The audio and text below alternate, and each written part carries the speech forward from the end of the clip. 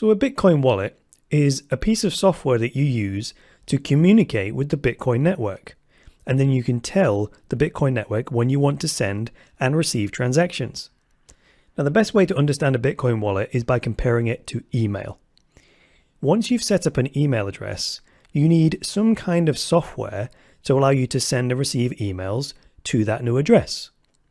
Now, this software may be an app on your phone, it may be an app on your laptop, or it could even be an app online that you log into.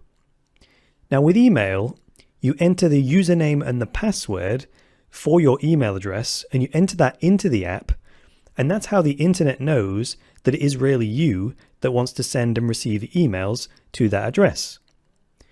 Now, of course, you tell everybody the email address, and you have to do that in order for anyone to be able to send you a message. But just because someone knows your email address, that doesn't allow them to send email from that address, does it? If they could, that would be bad, because then they could send emails pretending to be you and cause all kinds of problems.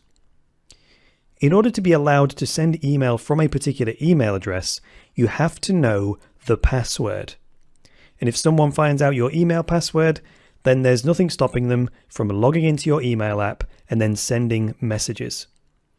And this is very similar to how Bitcoin wallets work. Every Bitcoin account has two elements to it. One of them is called your public address, which is kind of like your email address. And one of them is called your private key, which is like your password. So just like email, you can give anyone your Bitcoin public address, and then anyone, anywhere in the world, can send you some Bitcoin.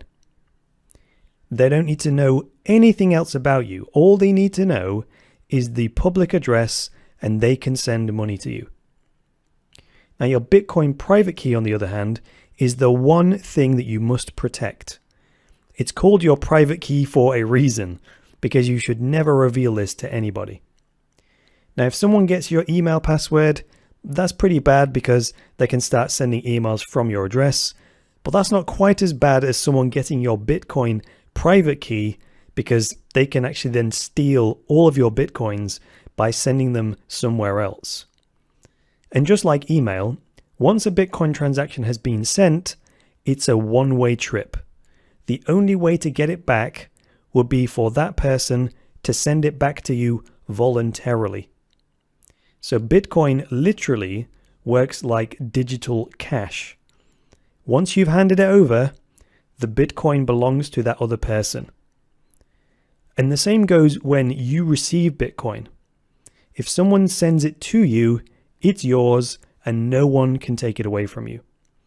The only way they could do that is if they knew your private key, and of course, now you know never to give this or reveal it to anyone.